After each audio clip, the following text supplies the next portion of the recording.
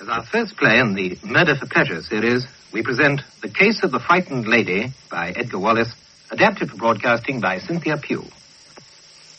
And as I was saying, Totty, I don't like the look of it at all. Oh, blast.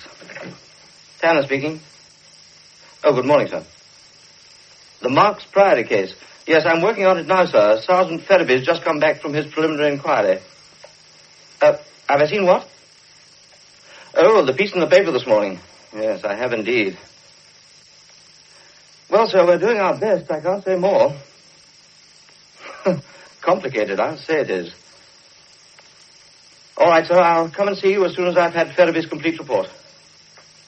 Thank you, sir. Goodbye.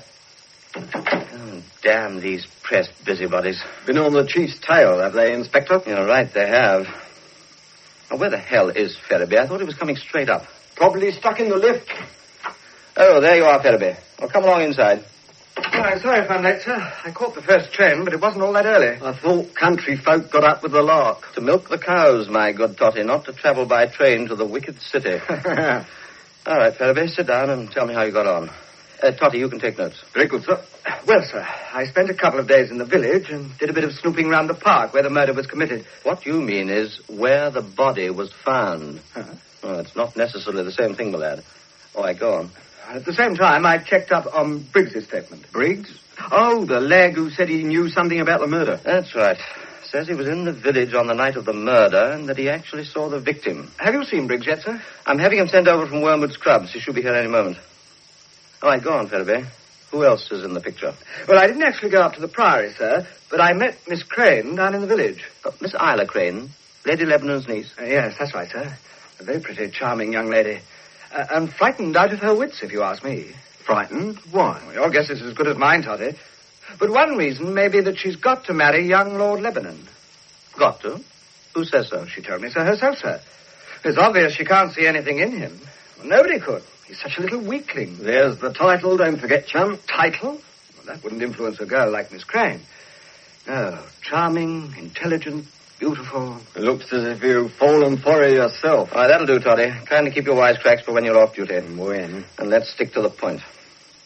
So, Miss Crane's frightened, is she? Of someone or something. All right, note that, Totty. Yes, sir. We've got to get a move on over this case. The chief's been on to me already over this newspaper article this morning. Did you see it, Ferriby? No, sir. My train left before the papers arrived. Where did I... Ah, here we are. Read it out, will you? It'll help recap what we got so far.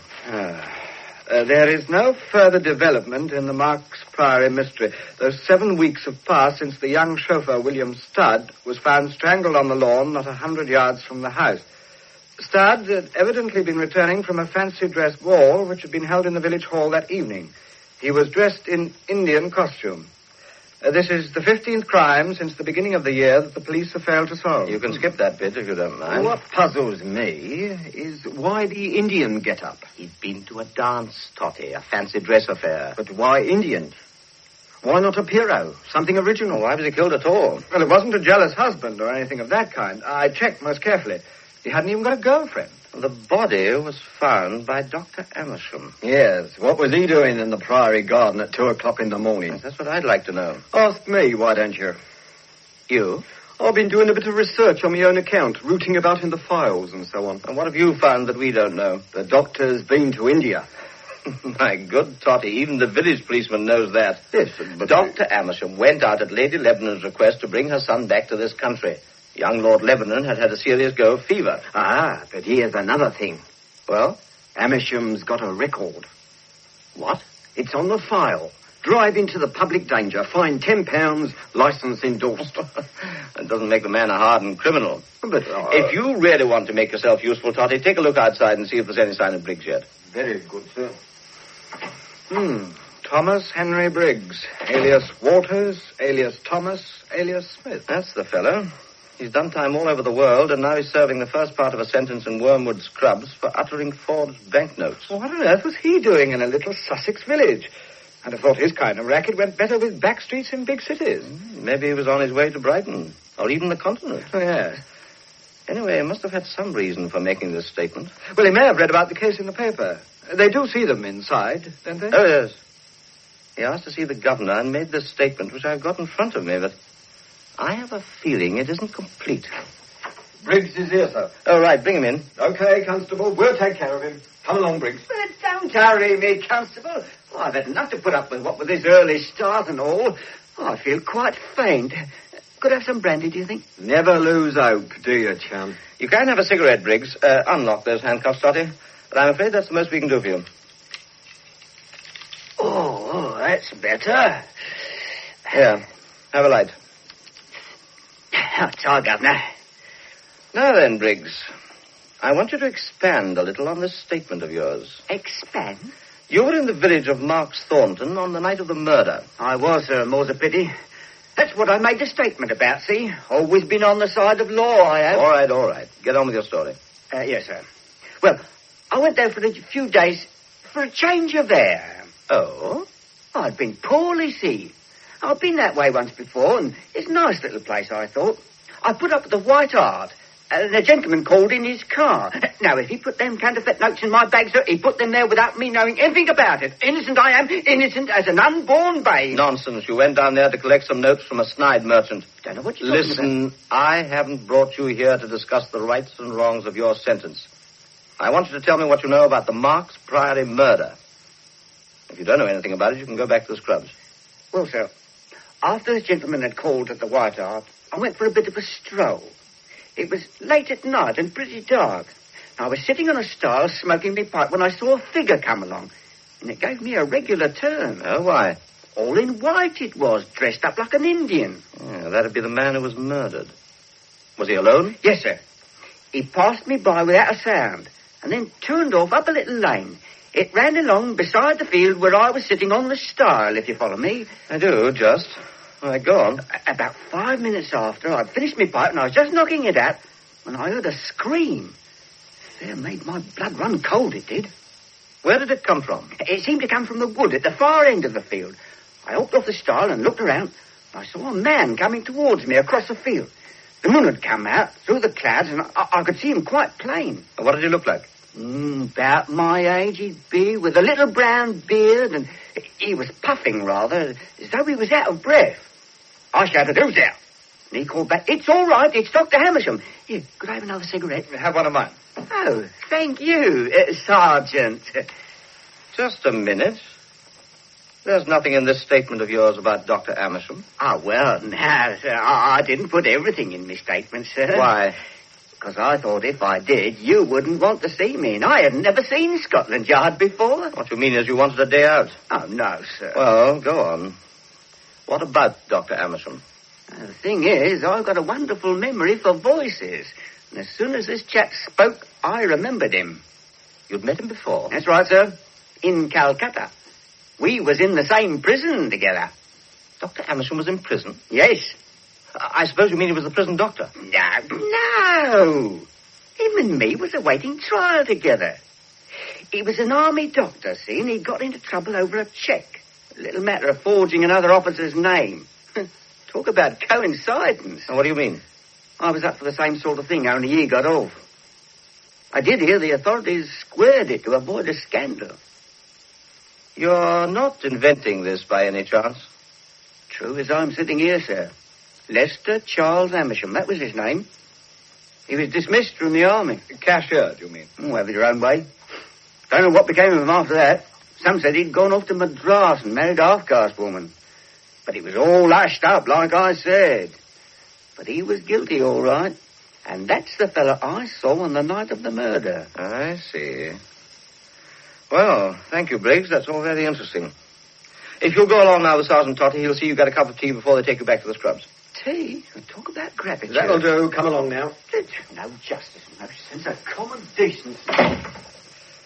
Well, he's given us food for thought, sir. He has indeed. Oh, Lord. I've got a lecture to the new recruits in 20 minutes' time. The super asked me to talk to them about a typical case. As if any case was typical. Well, why not talk to them about the one you're on now, sir? Be a change from ancient history like Crippen. My dear Ferriby, I wasn't quite old enough to be on that one. No, of course not. But wouldn't it be more, interesting for them to be in on one that isn't solved, yes? You could call it The Case of the Frightened Lady. They make them sit up and take notice. I believe you've got something there. Yes, it would refresh your memory to recap what we've got so far, and they might even have some ideas of their own. I doubt it. What a dim-looking lot if ever I saw any. But I haven't had time to prepare anything else, so I think I'll take your advice. Come in. Excuse me, sir. Could you see Lord Lebanon? Lord Lebanon? Is he here, then? He came into the superintendent's office, and the super asked if I'd bring him along to you. Very nervous, he seems. What does he want, do you know? No, I don't. I gather it's private. All right, show him in. I expect you and Priory have got plenty to do. Okay, sir. Would you come in, sir, please? Oh, thank you so much. Good morning. How do you do, Lord Lebanon? How do you do? Oh, Priory, take his lordship's hat and stick. Put them in the outer office. Certainly, sir. Sure. Good Lord. That chap doesn't look like a detective. No? I'd have taken him for a gentleman. Well, very likely he is. Oh, Sit down, won't you? And tell me what I can do for you. thank you. I take it you are the fellow in charge of this case. I seem to have seen you before. You have indeed, Lord Lebanon. I met you when I was down at Mark's Priory. My name's Tanner, Chief Inspector Tanner. Oh, yes, of course, I remember now. I say, do you mind seeing if there's anybody outside that door? People don't listen outside doors of Scotland Yard, you know. Oh, really? How on earth do you find anything out of them? We have our methods. Why do you ask? Well... People listen outside doors in your home. Is that what you mean? It's not altogether unusual. This is very embarrassing. Embarrassing? Well, you see, I only made up my mind last night to come to Scotland Yard, and I'm here. I don't know how to begin. Well, let me begin, then.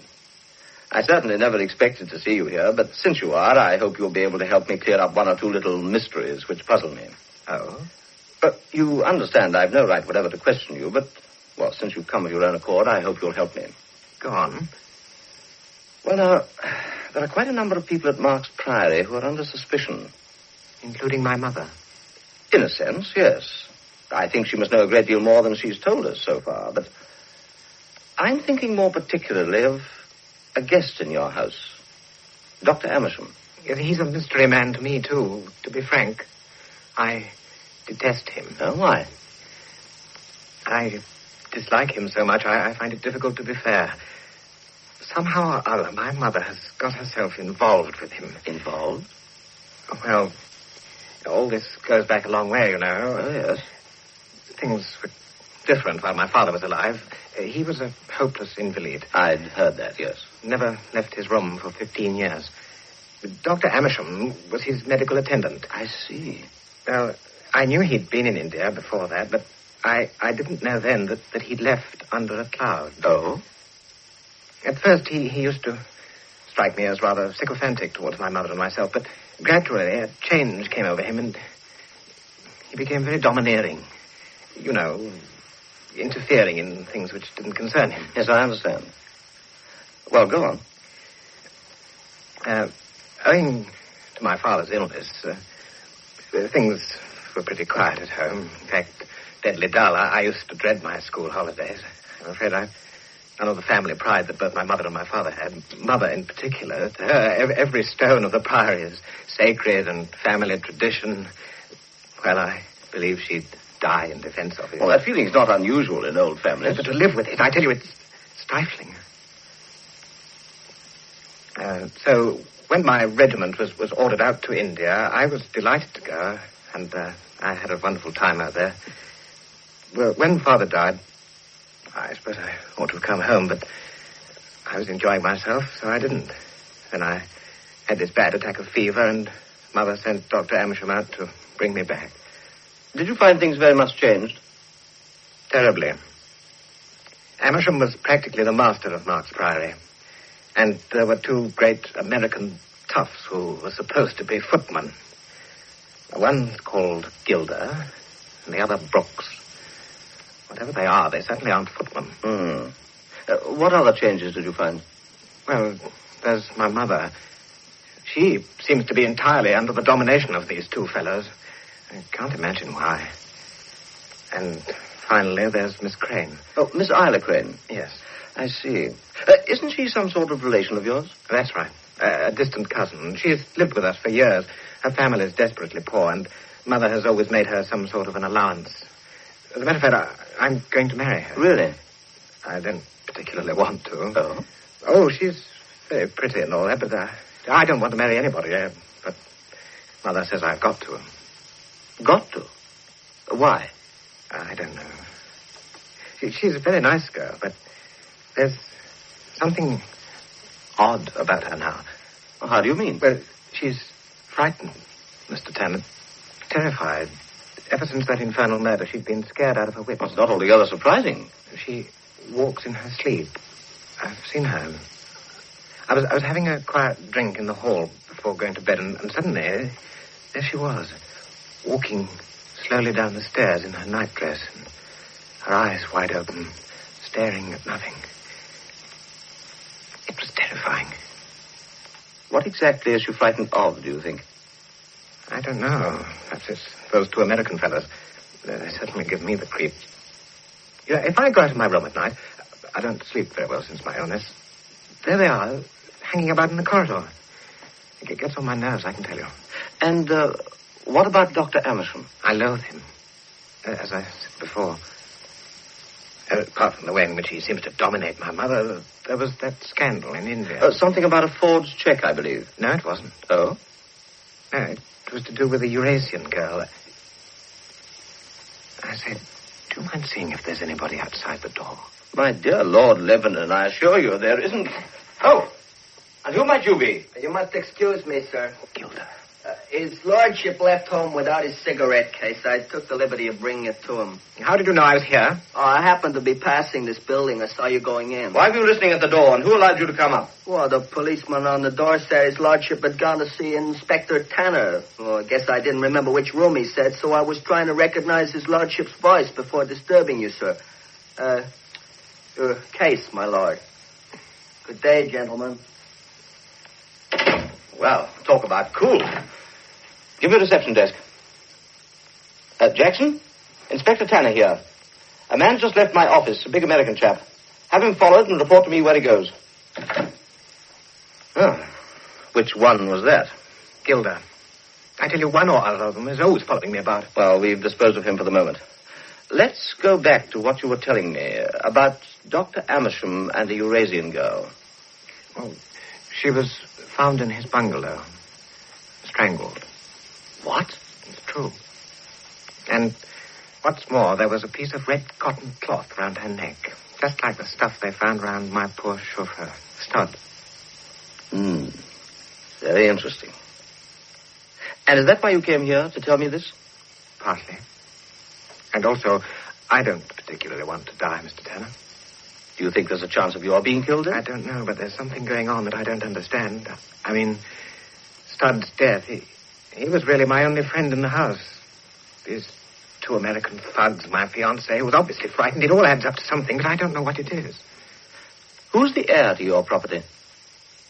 Well, I always thought some cousin in America, but not long ago, Mother told me that, in fact, Isla is the heir. Miss Crane? That's right. I see. Mr. Tanner, there's a whole lot more I could tell you. Couldn't you come down to Mark's Priory yourself? I mean, I've got diaries and notes I could show you. They'd give you much more detail than I've been able to remember. Besides, you'd feel the atmosphere, and you'd know I wasn't exaggerating. I'll come down at the end of this week. Oh, thank you. You won't breathe a word to my mother about all this, will you? I don't want her to think I've been disloyal to her. Probably she's as much under Amersham's thumb as I am. Don't worry, I'll be the soul of discretion. Yes? Excuse me, sir, but the men have gone into the lecture hall. I thought I ought to tell you. Right, Toddy. Well, if you'll excuse me, Lord Lebanon, I've got to cope with a bunch of new recruits. I'll see you at the weekend. In the meantime, try not to worry. Thank you, Inspector. Goodbye. Goodbye. Well, so much for the household at Mark's Priory. Now, I want you to listen very carefully. On the night of August the 18th, there was a fancy-dress ball down in the village. Stud, the chauffeur, and 3 other servants attended that ball dressed in homemade costumes. Stud chose that of an Indian. Why, sir? Why? Well, he'd been a soldier and had served in India. He may have brought back an Indian costume. Anyway, he knew how to make himself look like an Indian. Okay? Okay, sir. Yes, sir. Now, Studd left the ball rather late and was seen by the village constable. He was also seen, just before he went into the field, by a man whom I interviewed this morning. Studd was found next morning strangled with this. Now, as you can see, it's a piece of red cotton cloth of Indian manufacture. Now, notice the little metal tag in the corner. It's the trademark of the maker. Now, the body was found between two groups of rhododendrons and had evidently been dragged there by the murderer. Now, the only other person in the field that night, and why he was there nobody knows, but I'm going to find out, was Dr. Amersham. He had also at one time served in India. Yes, what is it, Sergeant Totty? Beg pardon, sir. Urgent message. Well, it can wait a minute. Amersham had a bad record. And when you come to examine the murder of Studd, you have to realize that not only was the doctor in Marks Thornton, but that he was actually in the field and seen there a few minutes after the murder was committed. In fact, everything points to him. Not now, it don't. Will you shut up? Now, the body was discovered in bushes about 50 yards from the west wing. Almost exactly where they found the body of Dr. Amersham half an hour ago. What? He'd been strangled. All right, quiet. I'm sorry to have to break off here, but you understand the position. Disperse as quietly as you can. Totty, get Ferriby and meet me at the car. We must go down to Marks Priory right away.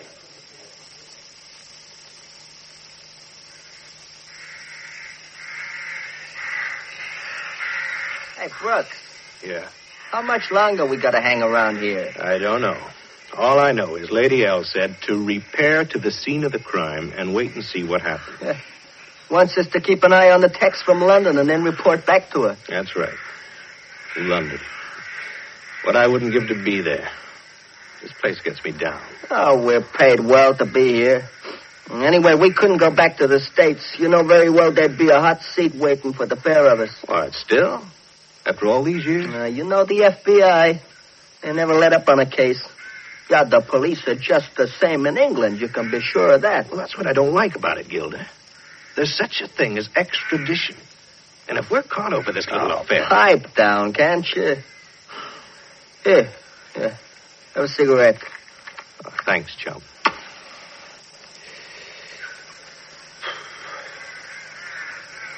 Beats me, you know. What does? His lordship running off this morning like that. Lady L was mad as hell when I told her. Yeah. It's lucky we spotted him making for the station. You know, I only just managed to nip into the train as it was pulling out. He nearly spotted me at Victoria. I had to pretend to be tying my shoelace. What made you think he was going to Scotland Yard? I didn't know where he was going. He got into a taxi. Well, luckily, there was another one on the rank, so I hopped in and I said, follow that cab. I thought that only happened in the movies. Yeah.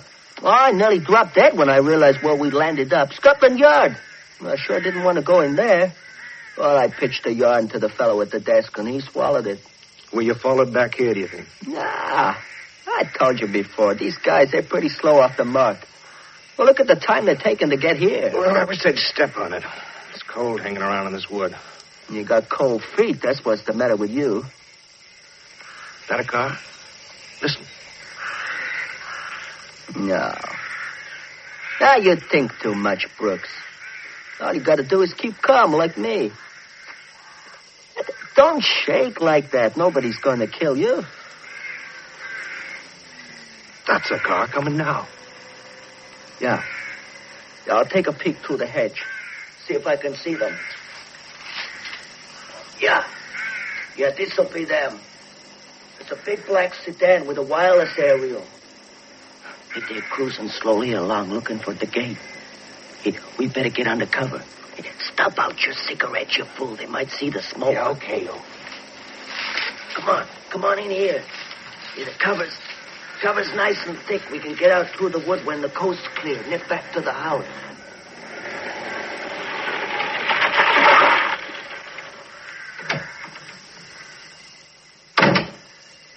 Well, this is the place, all right. You got the gardener's statement with you, Totty? Yes, sir. Back gate leading to the greenhouses. That'll be this one. About 50 yards in by some rhododendron bushes. Over there, sir. Look, there's a chap waving. Oh, one of the local coppers. All right, officer, we're on our way.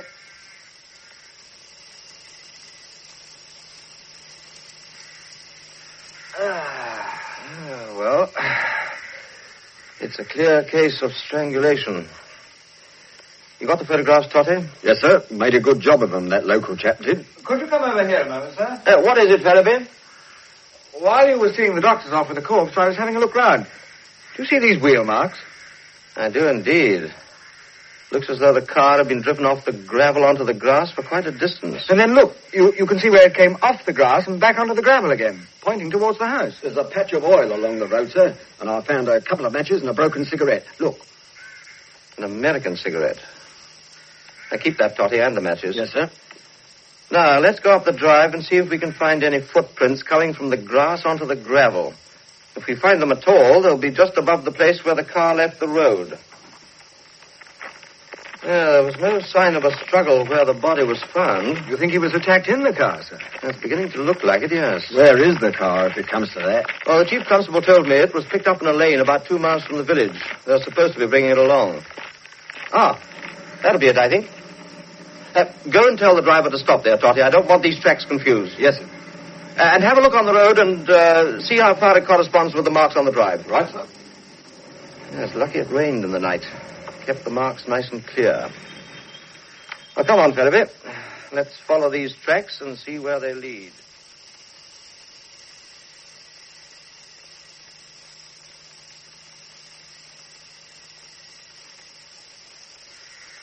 Well, Totty, any luck? It's the same car, sir, no doubt about it. There's a chip out of one of the tyre treads. Plain as anything it is. Did you find any footprints in the car? No, but there's a deep scratch on the boot. Here, look. Yes, the car's closed now, but my theory is that at the time of the murder it was open. Somebody jumped on the back and made that scratch. Yeah. Look, the hood's been closed so clumsily that all the straps are hanging loose. And the clips in the hood haven't met. I think you've got it, sir. As I see it, the murderer put the cloth round the victim's neck at the point where the car left the drive. That would account for us going onto the grass verge. Yes. Then whoever killed the doctor drove it back onto the gravel where that patch of oil is that you noticed, Totty. Yeah. Whoever it was took out a cigarette. And broke it and threw it away? That's right. Took out another and lit it after 2 attempts, your 2 spent matches, and then drove the car to the place where it was found. The question is, why on earth did the murderer leave Amersham's body in Priory Fields when he could have taken it in the car and disposed of it? Or at any rate removed it from the scene of the murder? Didn't the chief constable say something about the local coppers having seen the car pass? Yes, at 2:30. But the hood was up there and he didn't see the driver. But it did establish the time. Now, Amersham left Marks Priory around midnight. He was killed within 2 minutes of leaving and dragged over to where he was found. Here, let's have another look at the car. The dashboard clock's been smashed. And there's some mud scratches on the windscreen. Now, when the cloth went round his neck, he must have thrown his foot up to get a purchase. Those are his footprints you can see on the windscreen. There's a deep mark on the carpet just here, like a heel print. Yes, that's where he was pulled out of the car. Let's go back and look at that oil patch again. Yes, I thought so. Look, there's a long mark in the grass. It leads straight to the bushes where the body was found. Yeah, that's that then. Now, I think it's about time to put in an appearance at Marks Priory. Come on, you two. Come on. Yeah, come on, Dix. We've seen all there is to see. We better get back to her ladyship.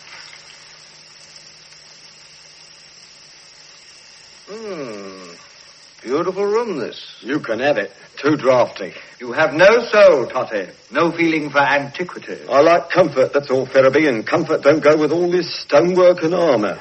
Fear gives me the creep. Don't talk nonsense. Oh, I asked that old butler chap, what's his name? Kelver, to send those 2 footmen here. Go and see if they're outside. Okay, sir. Yeah, out here. Come in, will you, both of you? Now, come over here where I can see you. Ah, I've seen you before, haven't I, Gilda? Yeah. How long have you been here? 8 years. You were here in the days of the late Lord Lebanon. Yes, sir. A footman? Yes, sir. Got an account at the London and Provincial Bank, haven't you? Oh, that's very clever of you to find out. Yeah, I have. Very unusual, isn't it, for a footman to have an account at a London bank? Well, some of us are thrifty. A pretty substantial balance, I hope. £3,000 or £4,000. Oh? Well, I've speculated rather wisely. What's your salary here? It's quite a good one. All right, Gilda. Now, your name's Brooks. Yeah. An American citizen, too? Yeah. But I haven't got a bank account. Some of us American citizens have lost a lot of money lately. You been here very long? 6 years. As a footman? Sure. Why is a man like you in service? Well, I guess I'm naturally servile.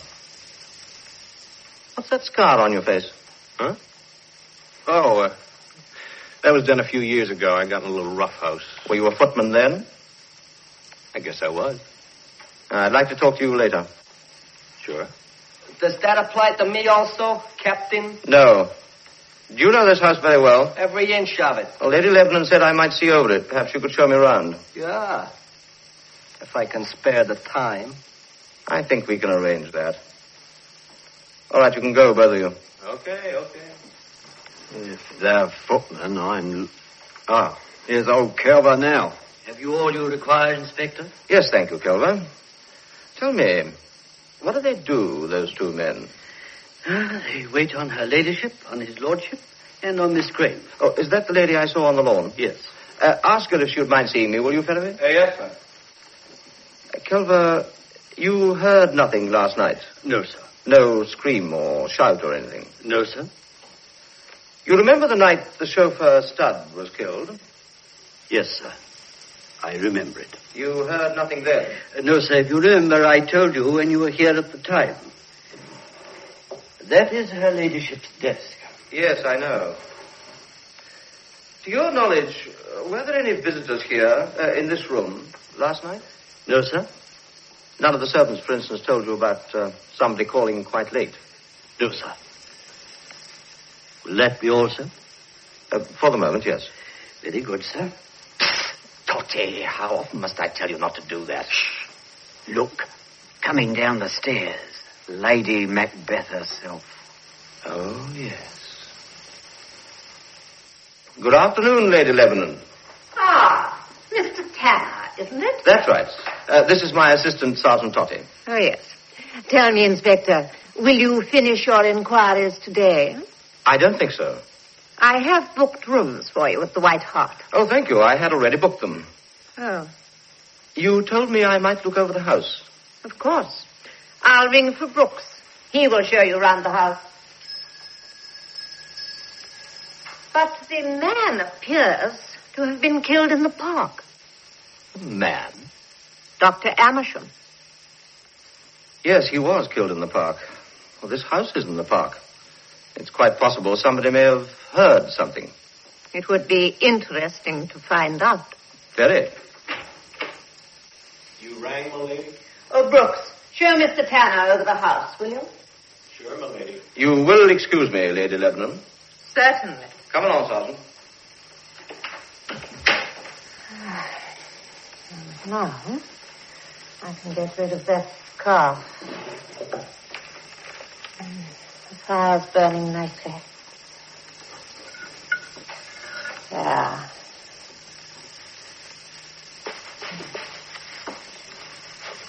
That will soon be gone.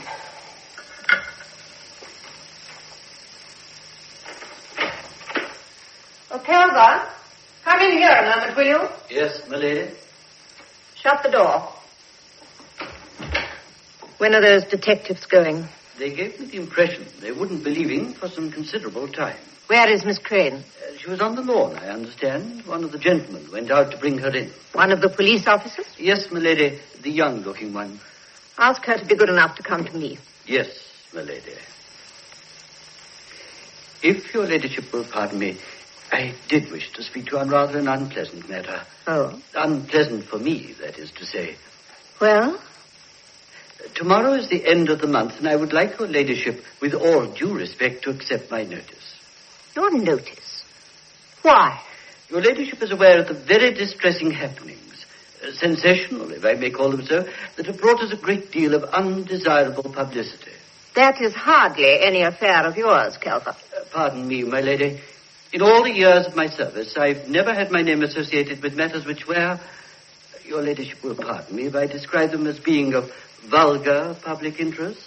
Tell me, Kelver, in what way do these affairs affect you? Ladies and gentlemen, look askance at an upper servant who has figured even indirectly in a murder case. 2 murder cases, my lady. Very well, Kelver. I presume you would like to leave at the end of next month. If your ladyship pleases. I suppose Brooks and Gilder have something to do with this. I'm almost reconciled, or shall I say hardened, to these 2 persons. If they're rude to you. Oh, I assure your ladyship that they've always been most polite, and with the limited means at their disposal, obliging. I assure your ladyship that I have no criticism to offer. Very well, Kelver. Now go and find Miss Crane for me. Very good, my lady. Oh, I beg your pardon, my lord. All right. Ah, Willie, I wanted to see you. Oh, I was just going down to the village. That can wait. Come here. What is it, then? Why did you go to London this morning? Because I damned well wanted to. Willie? Oh, sorry, Mother, but really, you treat me as if I were a baby. You went to Scotland Yard. Now, that was very tiresome of you, Willie. Why did you go? There are things happening in this place that are getting on my nerves. I mean, I'm not a child. If there is anything the police should know, you may be sure they will know it without your help. It was extraordinarily stupid of you, and it hurt me very much. As for Dr. Amersham. Yes. Now, what do you think about that, then?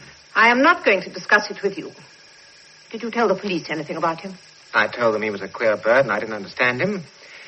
I told them there was a lot of things I didn't understand in this house. I don't understand Gilder. I don't understand Brooks. They're the most extraordinary pair. Are we to have all that again?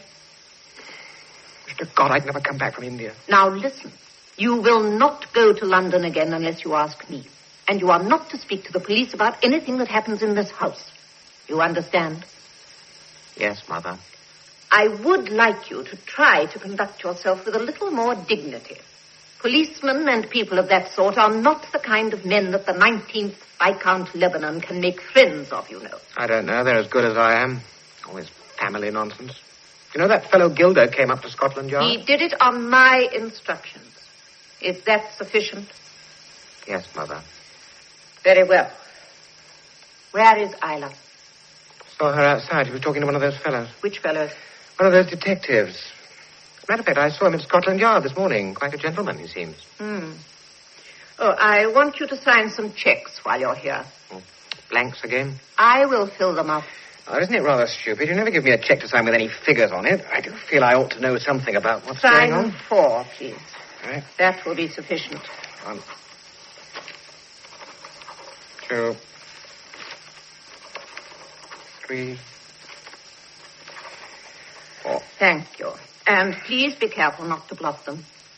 Mother, I don't know anything about business, but this is a terribly dangerous method. What are these for? Excuse me, my lady. Oh, did you find Miss Crane, Kelver? Yes, my lady, but she was talking rather confidentially to the young policeman, and I didn't like to interrupt her. Tell Miss Crane I wish to see her at once, please, whether she is talking or not. Yes, my lady. Mother, what are we going to do about Isla? I don't wish to discuss Isla. You don't want to discuss her, but you want me to marry her, so I should have thought I was entitled to discuss her, however odd she is. Odd? What do you mean? Well, of course, she's very sweet and agreeable and all that, and she is a sort of relation, but I'm not in love with her, and I shall never be. What did you mean by odd? Well, she is. Walking in her sleep, frightened of her own shadow, jumps when you talk to her. Well, she's very highly strung, that's all. Well, I think she's odd. Did you want me, Lady Lebanon? Yes, Isla, I do. You can go, Willie. You've been talking to that fellow, Isla? Who does he think murdered poor old Amersham? Willie, you can go. Seems to be the only thing I can do in this house. Now, Isla, What is the matter with you? Nothing. Well, that is, I opened the drawer of your desk this morning, and I found a little red scarf there with a metal tag on it. Why did you open the drawer of my desk? I wanted the checkbook. Why do you keep that scarf there? My dear child, you're dreaming. Which drawer? This one? Yeah, there's nothing there. You mustn't let these things get on your nerves. These things? How can you speak so lightly about it? A man killed like a brute? I hated him. I loathed him. He was always so beastly with me, but nevertheless... You mean he made love to you? Amersham? I can't go on staying here. I can't do it. I sent your mother her quarterly check on Monday. I had such a charming letter from her this morning. She said how wonderful it was to feel safe and secure after the hard times she'd been through. You know I wouldn't be here a day if it wasn't for her. She doesn't know what I'm doing. She'd rather starve. Don't be a little fool. I am doing you a very great service. When you are Lady Lebanon, you will find me very broad-minded about your married life. Very broad-minded, you understand that? And now, about that young policeman. I hope you weren't in this state of nerves when you were talking to him. No, of course I wasn't. He's very charming. I'm sure he is. He talks very pleasantly. What is his name? John Ferriby. Ferriby? One of the Somerset Ferribys? Lord Lesserfield's family? The man who put the leopards in his quarterings, quite without authority. I believe he does come from Somerset. Well, there's no reason why you shouldn't know him, Isla. But, of course, you mustn't speak to him about, Amersham. If he asks you questions... He hasn't asked me anything. We were talking about people we knew. But Mr. Tanner will ask me questions. What am I to tell him? My dear, you will tell him just what it is necessary he should know. I beg your pardon. Oh, don't go, Mr. Ferriby. My niece was just telling me you are related to the Lesserfields. Well, yes. Yes, he is a sort of relation of mine. Oh, very, very distant. One doesn't worry about that sort of thing when one has to earn a living. Ah, you should. It's the finest thing in the world to be a member, even a cadet member of a great family. To know that your stock has continued in authority through the ages and will go on through thousands of years. Tell me, does Lord Lesserfield still quarter the leopards? Quarter the... Oh, in his coat of arms. Yes, I believe he does. Oh, that is very wrong of him. Very wrong. I don't think well of him for that. Good Lord. She belongs to the Middle Ages. No, she belongs to this age. Quartering and coats of arms? I thought that stuff was dead. Miss Crane, do you mind if I ask you a question? I told Lady Lebanon that you didn't ask me any questions.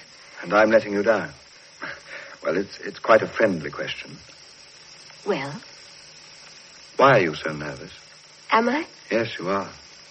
All the time you seem to be looking round as though you expected something horrible to appear over your shoulder. I'm afraid of the police. But why? No. It's what happened last night I'm afraid of, really. Yes, I understand that. But you've been like this for a long time, haven't you? Who told you? Haven't you? Miss Crane, I wonder if I could be of any service to you at all. I wish I could. Do you really? I do indeed. I suppose you want me to confide in you officially. Well, I ought to say yes. My job is to worm out every little secret you've got, but well, I'd hate myself if I did it. Well, I have no secrets. Do you know, you're not my idea of a policeman. Oh, that may be rude or complimentary. I think I'd rather it were rude. And Sergeant Totty isn't my idea of a sergeant. Sergeant Totty's a very brave fellow. He got his promotion for tackling 2 armed burglars single-handed. Really? Mr. Ferriby, what do you mean when you say that you'd like to be of service to me? What could you do for me? Well, I could probably take away the cause of your fear. You're not really frightened of the police, are you? Of you? Well, I wasn't thinking as an individual, but as part of the machine. You can't very well be afraid of me. Why not? I don't know. I suppose you could be, but You're much too sensible. Now, you're not really afraid of me, are you? No. Nor of the police. Nor of anything. What is it? There's someone on the stairs. Oh, I'll go and see. No. Well, there's nobody there. Are all you people afraid of being spied on? When Lord Lebanon came to Scotland Yard, he had the same fear. Miss Crane, there's something in this house that's got you all down. What is it? Come away from that desk, please. There's nothing there. There's nothing there. Was there something there? No. Well, what could there be? What a fool I am. Why, I don't wonder you think I'm a nervous wreck. Tell me, is Mr. Tanner very clever? Best detective at Scotland Yard, I should think. He's got an uncanny instinct for the truth. I wonder, do you think he suspects anybody? Everybody, I should imagine. Listen, suppose someone knew who committed this horrible murder and didn't tell the police. Is that an offense? I mean, would it be a crime? Yes. Yes, the person who knew might be charged with being an accessory. Oh, my God. Any man or woman who knows anything ought to tell. Has Inspector Tanner questioned you? No. It might be easier to tell me. I don't know. Why should I know? You think because I'm jumpy? Well, don't these things get on your nerves? What, cases like this? Yes. Well, no. Rather unfortunate if they did, wouldn't it? They really don't matter to you? This case matters. Why? Oh, well, it does a lot. I suppose you've got a very matter-of-fact name for this dreadful thing. Case number 6 or something like that. No. To me, it's the case of the frightened lady. You mean me? Yes. Naturally, I'm frightened. My nerves aren't like yours. Something's burning. A piece of cloth. Anybody dropped a cigarette on the carpet? I don't know, have they? Well, it seems to come from the fireplace. Yes. Yes, somebody's been burning stuff here. A piece of cloth. Look, you can still see the fiber. You can smell it now, can't you? No. Yes, I don't know. Hello? What are you burning? What's this in the grate, Totty? Looks like a bit of linen. I'll poke it out with this. No, don't touch it. Do you see that little bit of metal where the corner was? It's melting, but you can see it. Yes. Yes, I see it. Where's Tanner? Still upstairs somewhere. Who put that on the fire? Do you know, miss? No. Put what on the fire? It couldn't have been there long. The flame only just have reached it when I smelt it burning. Ever seen a red cloth about this house with a little metal tag in the corner? No! I never saw anything of the kind, ever. Well. She's very emphatic. I'd better see if I can find Tanner. Much too emphatic. Hello? Someone else has smelt something. Is there something burning here? Have you put anything in this stove, Kevlar? No, sir. I never replenish the fires. I know, but do you put anything on them? No, sir. Is there anything I can get for you, sir? No.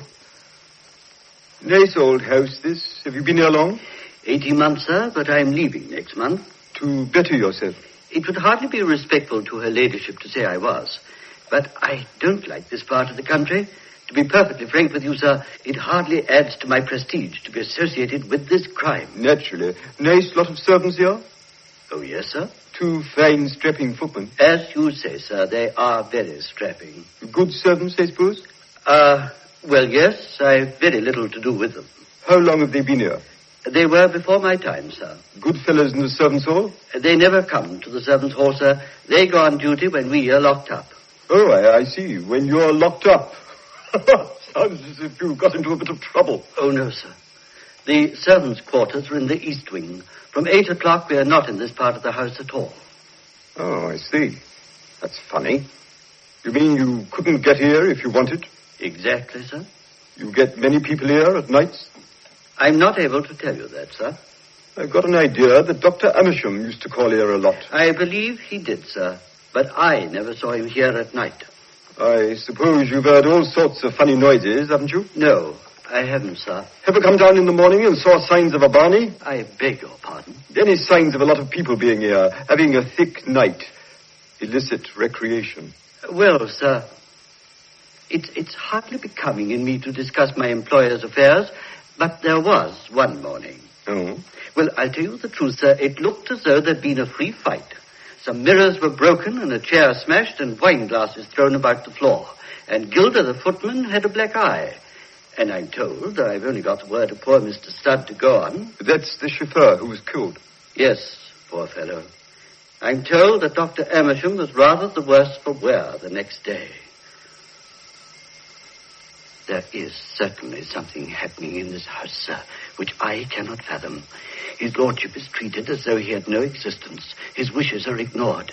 In my opinion, he is nothing better in this house than a prisoner. Oh. They never let him out of their sight. I have had instructions. Instructions I very much resent, though they have been given to me by her ladyship. I have to listen to any telephone call he makes. Yes. If he has a servant he trusts, that servant is discharged. The only man with whom he was friendly was Studd, who would have done anything for him. Studd was murdered. I've never expressed my suspicions before, and I trust Mr. Totty, or should I say Sergeant? Sergeant. I trust this will go no further. There is something in this house, some dreadful force that is beginning to get on my nerves. I would gladly sacrifice a month's salary to be able to leave tonight. Oh, I didn't know anyone was in here. Anything wrong, miss? No. No. I just remembered a book I wanted. You look very white. Do I? Oh. You want me, miss? No, Gilda, I don't want you. Oh, I thought I heard you call out. I didn't speak. Would you go, please? I don't want to, I tell you. Right, thank you, Brooks. Hello. What's the matter with Miss Crane, Totty? She came flying in here as if somebody was after her, and then this bird came in. You know, you look ill, young lady. You ought to see a doctor. I don't want to see a doctor. I'm all right now. I was rather upset, but that's understandable, isn't it? Did Gilda frighten you? No. Nothing frightened me, really. I see. Well, Gilda, we don't want you for the moment, understand? Okay, Gov. Okay.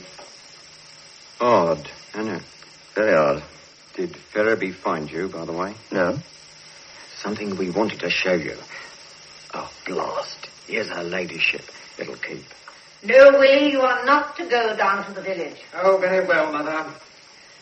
Well, Mr. Tanner, has Brooks shown you over the house? Every room except one, Lady Lebanon. The lumber room on the first floor. The lumber room? One of the best positions in the house. It's a queer place for a lumber room. Well, really, it's a store where I keep one or two valuables. Your man has the key of it. No. It was the room where my husband died. It hasn't been opened since that day. Oh, I say, Mother, why, I'm sure I've seen it open. You are quite mistaken, Willie. That room has never been open, and you've never seen it open. Well, I'd like to see it open. I'm afraid you can't. I'm afraid I must insist. Well, there's nothing there but a few pictures. Nevertheless... I should have imagined that the scope of your inquiry lay outside this house. The scope of my inquiry lies just where I wish it to lie, Lady Lebanon. Honestly, Mother, I do think he's right. Will you be quiet, please? Oh, very well. It's obvious I'm in the way here. You realize, of course, that I can get a search warrant. It would be outrageous if you did. No magistrate in this county would grant it. Excuse me, sir. Well, Sergeant? I'd like to ask this lady a question. Who burned a scarf in that stove this afternoon? A scarf? A scarf with a little metal tag in the corner. I haven't the slightest idea what you're talking about. You can still smell it. The ashes are still there. Yes. I can see the metal tag melting on the coal. Well? If something has been burnt, I haven't the least idea who burnt it or what it was. I'm afraid I'm responsible, my lady. I found some odd bits and ends of stuff lying on the carpet, and I put them into the stove. Oh, of course. I was cutting out a doll's dress for the village bazaar. Do you remember, Isla? Yes. It was very foolish of you to put those pieces into the fire, Gilda. Yeah, I'm sorry, my lady. Oh, there you are, sir. I was looking for you. Totty's told me all about it, thank you, Ferriby. Take Miss Crane out, will you? I want to talk to Lady Lebanon. Certainly, sir. Come along, Miss Crane. You look as if some fresh air would do you good. Yes, I think it would. There's another thing I'd like to know. Well, perhaps I'll find it out for you. All right, Gilda, you may go. Follow that man, Totty, and keep your eye on him. It'll be a pleasure. Do I understand you have something to ask me? Yes, about the murder of Dr. Lester Amersham. I think I've told you everything I know. I don't think so, Lady Lebanon. When did you last see Dr. Amersham alive? I didn't see him this morning. Well, that I realize. He wasn't alive this morning. The medical evidence is that he was killed last night, probably about midnight. When did you last see him alive? Yesterday morning. Or it may have been the day before. He was here at 11 last night, probably until within a few minutes of his death. He was here in this room, talking to you. You have been questioning my servant. Naturally. Well, I think it would have been more proper if you had come to me first. Well, I have come to you, and you've told me it was yesterday morning you saw him, or it may have been the day before. Now, here's a man murdered. It's rather an impressive fact. I don't follow you. Well, if you had a friend who soon after you saw him met with a fatal accident, wouldn't you say immediately, why, I was only speaking to him an hour before? Dr. Amersham was not a friend. He was a very self-willed man who saw nobody's point of view but his own. So the fact that he was murdered within a few hundred yards of this room really doesn't matter? That is a little insolent, Mr. Tanner. You may call it what you like, but doesn't it strike you, Lady Lebanon, that your own attitude is peculiar? I won't say arrogant. Look, I'm a detective officer investigating the murder of Dr. Amersham. You tell me you can't remember when you saw him last, although he was with you up to a few moments of his death. You suggest that you can't fix the time because he was not a friend of yours, but just a self-willed man. If he wasn't a friend, what was he doing here at 11? He came to see me as a doctor. At your request? No. He dropped in. At 11 o'clock at night? I had a touch of neuritis in my arm. But you didn't send for him? No. He just guessed you had neuritis and drove down from London in his car to treat you. Did he write a prescription? That is a matter which concerns me. He left you at 12 and drove down the long avenue, that's what you called it, isn't it? Halfway down, somebody jumped on the back of his car and strangled him as he sat at the wheel. I know nothing whatever about that. The car from which he was evidently dragged was found abandoned at the other side of the village. Oh, really, I'm not interested. Lady Lebanon, you've known this man for years. He was a constant visitor, your own doctor and friend, and you're not interested in his brutal murder?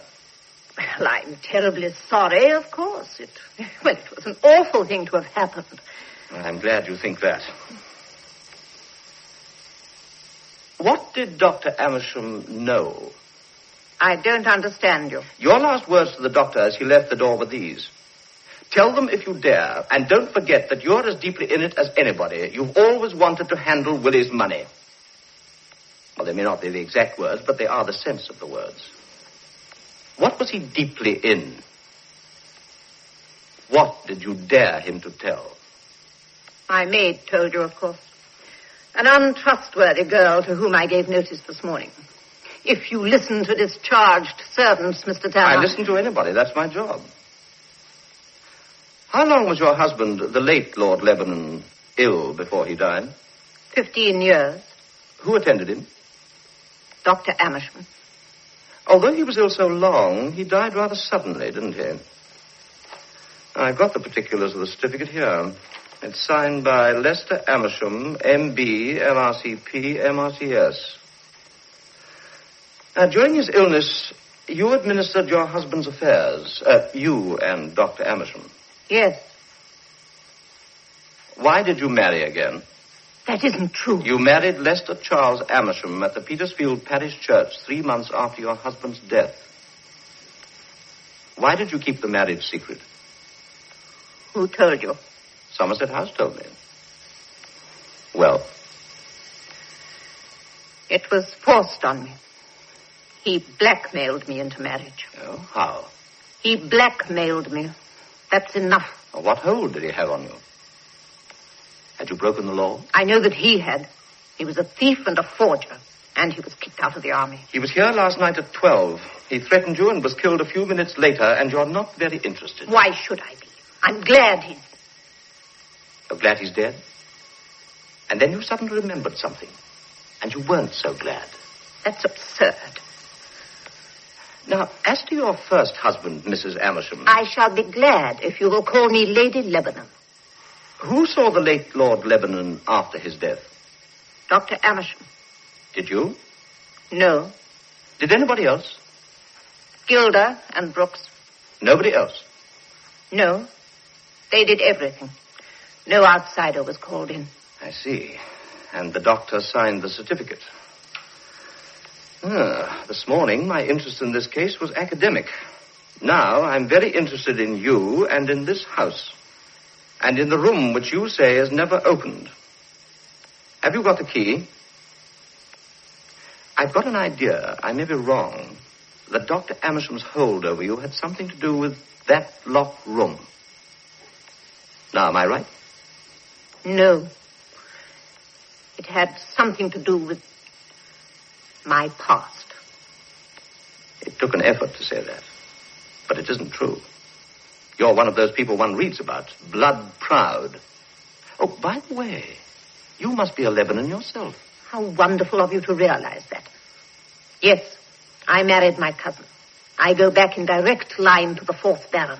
Amazing. The family has come from most ancient times, Mr. Tanner. Before there was a history of England, there was a history of the Lebanons. And it will go on. It must go on. It would be wicked if the line were broken. Amazing. You said that before, Mr. Tanner. Well, it's getting late. I don't think I can do very much more tonight. I have a few inquiries to make in the village. Perhaps if you come tomorrow, we'll show you our mysterious room.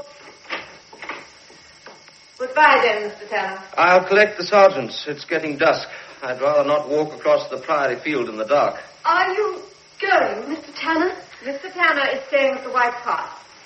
Oh, Kelva, will you put this into the safe? Yes, milady. Don't go tonight. For God's sake, don't go. Have you got a car, Mr. Tanner? I've decided not to go just yet, Lady Lebanon. I hope you don't mind. I see. No doubt you know what you are doing.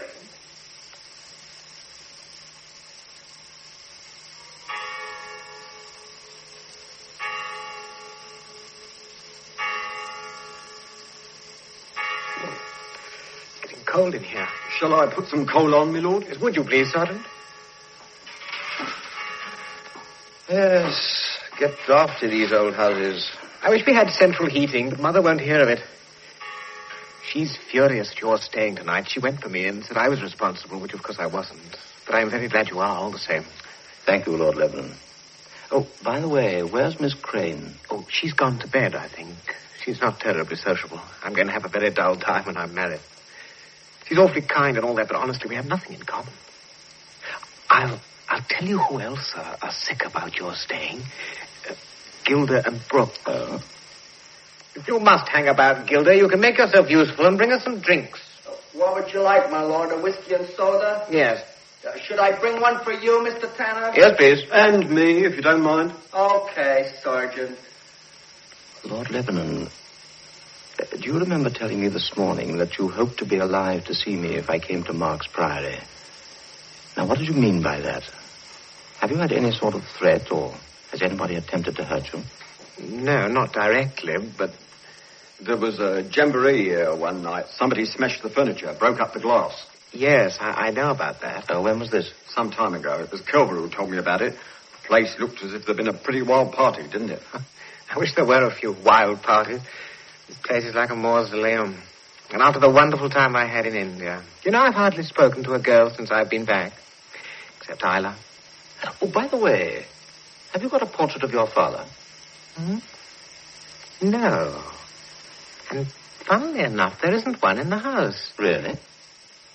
I came across a snapshot taken in the grounds. He was in his invalid chair. It must have been taken a couple of years before he died. Mother snatched it out of my hand and burned it. That was an odd thing to do, wasn't it? No, my mother does do odd things at times. Have they ever kept you out of the way? Hmm? I mean, have you ever had a feeling of being kept out of the way while something was on? Sometimes, yes. And I'll tell you how they keep me out of the way. I was in here after dinner one night and Gilda brought me a whiskey and soda. Now, I remember drinking it, and the next thing I remember was waking up in my room in the dark. The door was locked. I tried to get out. I had a splitting headache. And when I came round and they came up to me, they said that I'd fainted. I've never fainted in my life. That was the night of the party. They tried to tidy up before I got down, but they couldn't hide it all. There you are. Did they explain what had happened? Not a word. Why aren't you in bed, Willie? Where is Gilda? Oh, I've sent him for a drink, Mother. I'm afraid we're being a nuisance to you, Lady Lebanon. I am afraid you are, Mr. Tanner.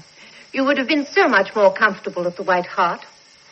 Where is Mr. Faraday? I hope he's been sensible and gone to the inn. Farabay's making a few inquiries in the village. He'll be back very soon. Here's your drinks. How often have I told you to bring in the decanter and the siphon? Willie? Damn it all, Mother, it isn't civilized. Have you discovered anything new, Mr. Tanner? No, nothing at all. Willie, I think you should go to bed. All right, Mother, in a few minutes. Come with me, Gilda. There's something wrong with one of the library windows. Shut the door, Gilda. Do you think we can get rid of these men? Afraid not. And Brooks is getting cold feet. Says he's going to quit. These texts, they're frightening him. Do they frighten you? I'm frightened of nothing, ma'am. I'm in it now, and I'll go through with it. Tell Brooks there'll be £1,000 for him if we get this thing over without discovery. You think we will? We must. Now, listen. What I want you to do is this. I say, Tanner, would you mind tasting this whiskey? Oh, of course. I've tasted stuff like that before. Bitter? Yes. Does yours taste like that? No. Oh. But I'm not drinking this. Let's see what it does to the flowers. They must be planning something for tonight, and they want me out of the way. I wonder what they're going to do to you. They'll do nothing to us. Don't be too sure. Amersham was confident, and look what happened to him. Well, I suppose I'd better get off to bed. Go with him, Totty, and see him safely to his room. Right. Lead on, my lord. Oh, there you are, Mother. Good night, Willie. Good night. You know your rooms, Mr. Tanner. Yes, thank you. I suppose you'll be waiting up for Mr. Faraday. Yes. Well, good night. I'll leave you to lock up, Gilda. Yes, my lady. Oh, by the way, Mr. Tanner, if you want to get into the grounds during the night, there's a small door here into the rose garden. I'll show you. Oh, thank you.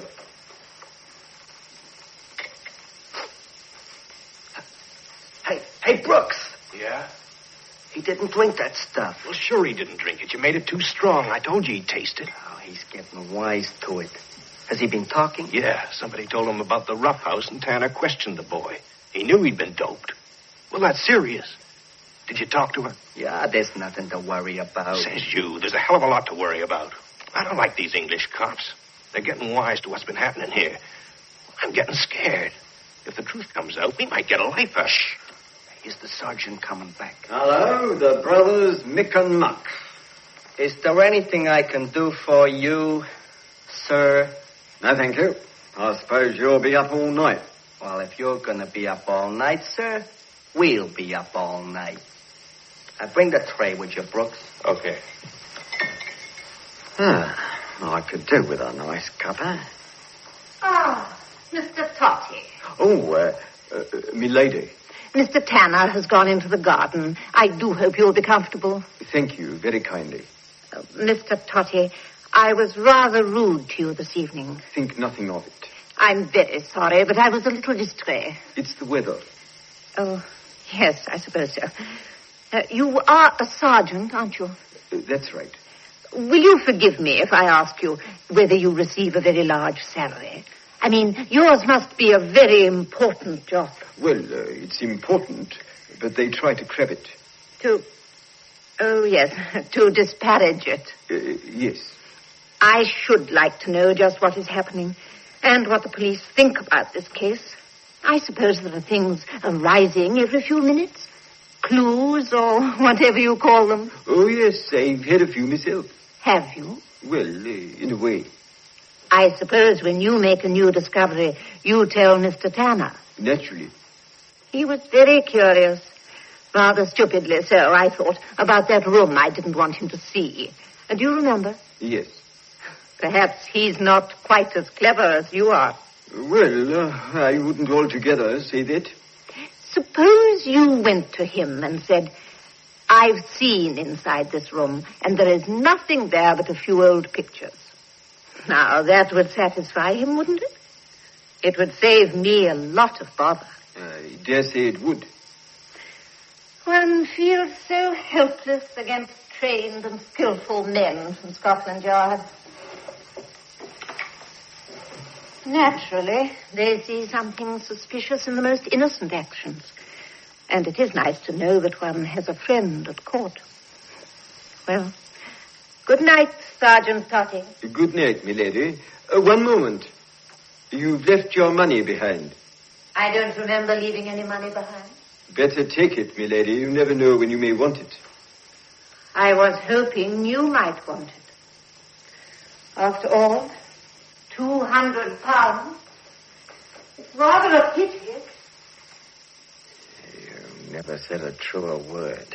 It is rather a pity. What's rather a pity? That I don't want a couple of £100. She doesn't want that room open. I never imagined she did. And she offered you money? She left it behind. I called her back and gave it to her. And what did she say? Well, what could she say? She doesn't want that room opened. Well, we'll open it tomorrow. All right, Toddy, let's relax for a moment. What's your theory? They're using this place as headquarters for a gang. Oh, nonsense. What do they want a gang for when they have all the picking in the world? Lebanon paid over £300,000 in death duties. It costs them a bit to die, doesn't it? Oh, hello, Ferriby. Well? You were quite right about Amersham. He's got a fine reputation in the village. He's been paying alimony to quite a number of unofficial wives. I saw one of them tonight. You know, that man had everything except taste.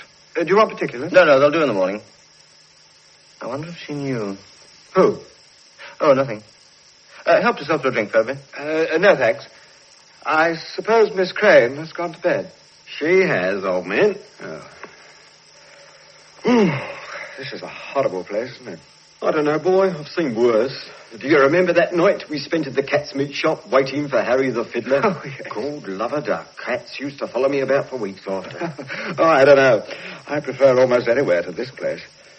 The whole house seems full of ghosts. Quiet. Look. It's Miss Crane. Walking in her sleep again. The cloth is here. In this drawer. It ought to be burnt. Here, I say. Shh. Where's the cloth? It ought to be burnt. You killed him with that. I saw you come into the house with it in your hand. Where is that cloth? It was here. It must be burnt. I saw it in your hand.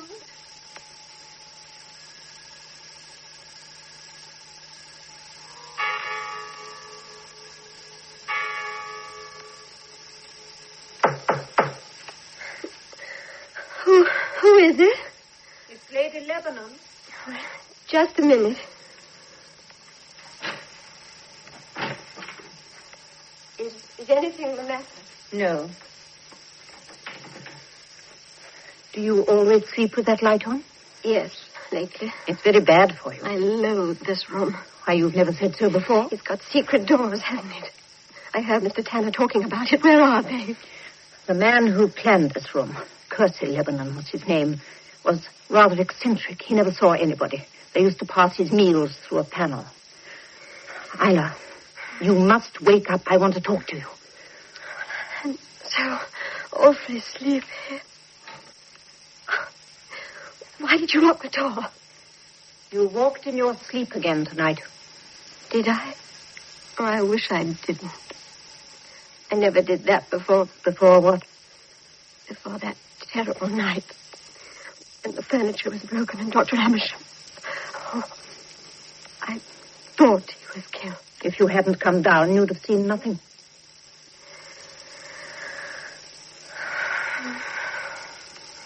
What time is it? Just after 2. Haven't you been to bed? No. Isla, anything may happen tomorrow. I may be... Listen, I want you to marry Willie. Do you hear me?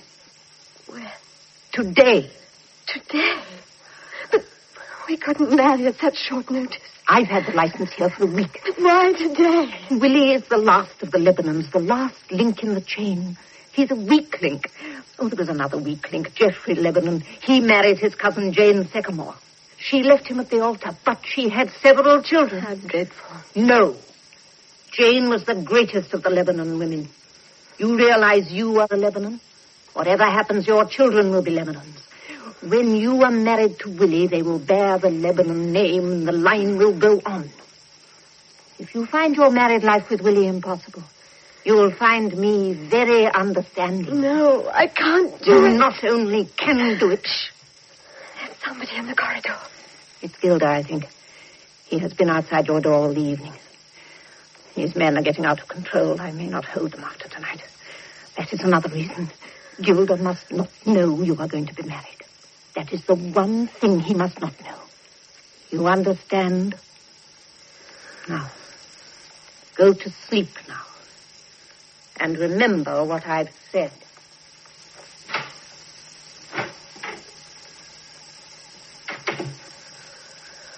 I don't want to marry Willie. I don't want to marry him.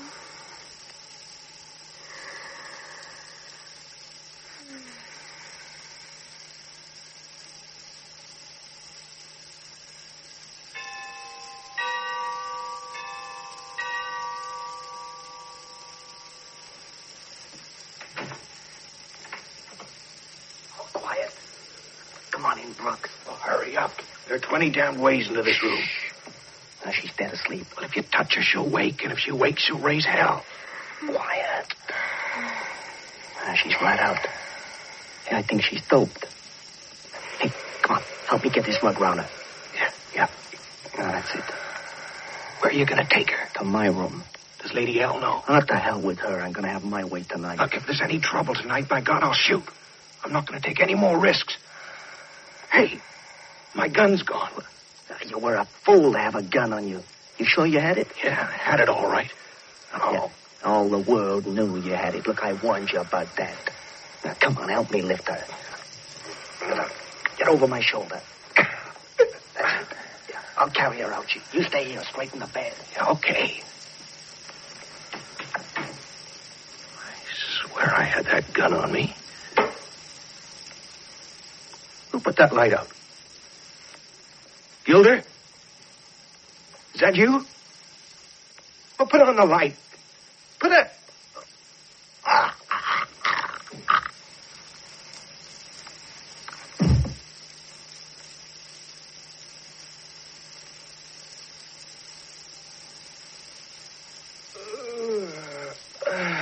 It's nearly 2:45.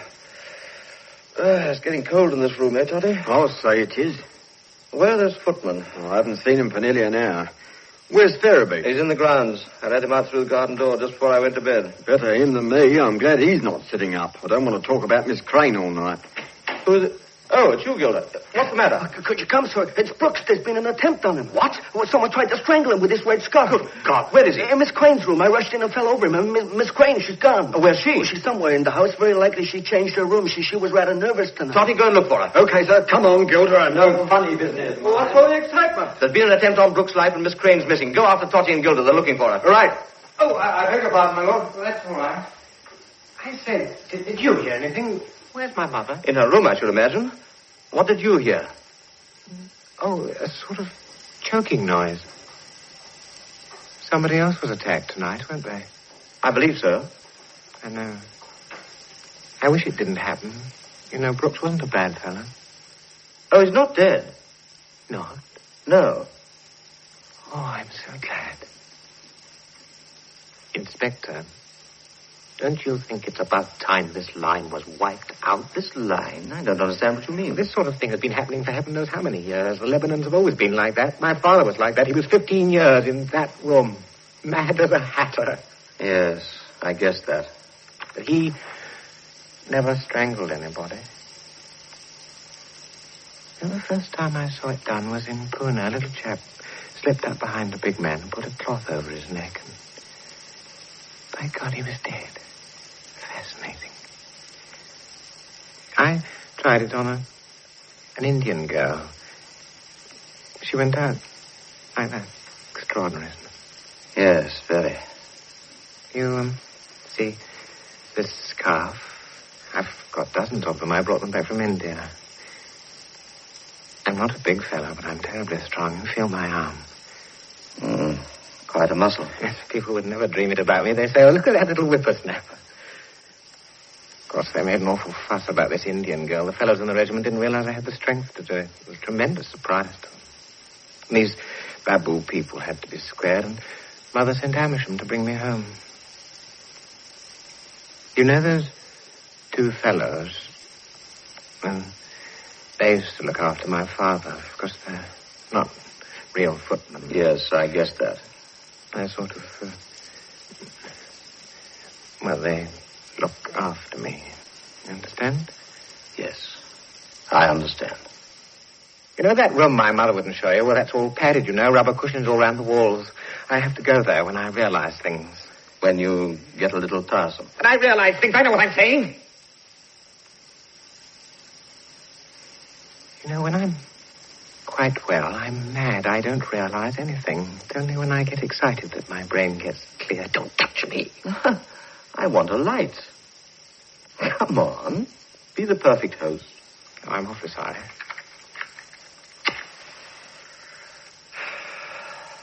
Thank you. My mother has been marvelous. She's been administering my father's estate when it should have been under commission. Whatever that means, you know more about the law than I do, and she'd have got into awful trouble. Why were you so unkind to Stud? Stud? The chauffeur. Oh, yes, I'm terribly sorry about that. He's a good fellow, but I'm afraid of Indians. Why? Well, some of them tried to kill me. They were very angry about this Eurasian girl. Poor old Stud. He didn't know about this beastly ball at the village, and I saw this Indian, and I was horribly frightened. I'll show you something. You swear you won't tell anybody. I swear. Look. A gun. It's the first one I've ever been able to get. I took it out of Brooke's pocket. It was rather clever, wasn't it? I've always wanted one. You can't strangle yourself, you know. It's rather difficult, and they look so ugly.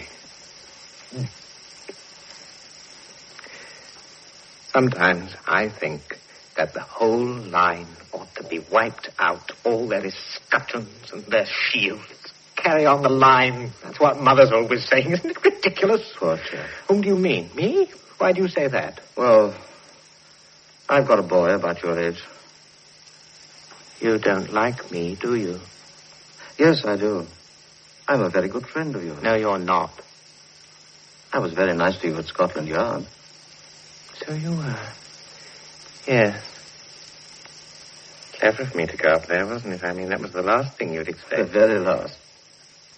I wonder where Gilda put her. Who? Isla. She was looking awfully like that Indian girl this afternoon. I went up behind her and put my arms around her. Didn't you hear her run down the stairs? She knows about me. That's why she's frightened. She came downstairs the night I smashed up this place. Well, I don't remember doing it, but I suppose I must have done it. I nearly got Amersham that night. And last night, when I did get him, she saw me coming back into the house. I'm terribly strong. You wouldn't think so, would you? Oh, yes, I would. The first time I saw you, I thought, this fellow's pretty powerful. Did you really? Smart, aren't you? I say, I've worried them tonight by not drinking that bromide. You know, there are lots of ways of getting out of that room of mine. They don't know, but I do. I fooled them lots of nights. Yes, I expect you fooled them pretty often. Well, I'm going to bed. You're not going to bed. You're pretending you're not scared, but you are. I frighten people. Well, I'm not frightened. Now, be sensible and give me that gun. Why do you want to fool about with a thing like that? Well, there are lots of things I could do with this gun. I could end the line with it. Willie, what are you doing? Give me that gun. No, I won't. I've always wanted one. I've asked you dozens of times. Give it to me. I've told him everything. Give it to me. No. Here, quick, Inspector. Sir, let me have that. Oh, no. What is it? What's happened? All over, I'm afraid, Miss Crane. Well? He's dead, poor lad. What a tragedy.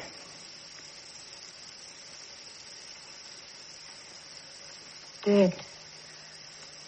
10 centuries of Lebanons and no one left to carry on the name. 1,000 years of being great. Gone out like a candle in the wind.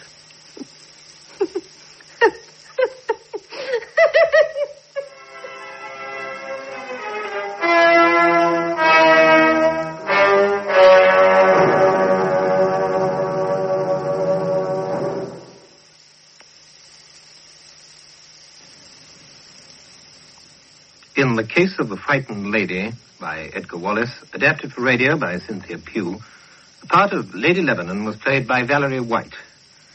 Chief Inspector Tanner by Simon Lack, Lord Lebanon by William Edel, Ailsa Crane by Beryl Calder, Sergeant Totty, Louis Stringer, Sergeant Ferriby, Michael Spice, Gilder, Anthony Hall, Brooks, Warren Stanhope, Briggs, Will Layton, and Kelver, James Thomason. The program, which was recorded, was produced by Martin C. Webster, and it was the second hearing of Saturday's broadcast.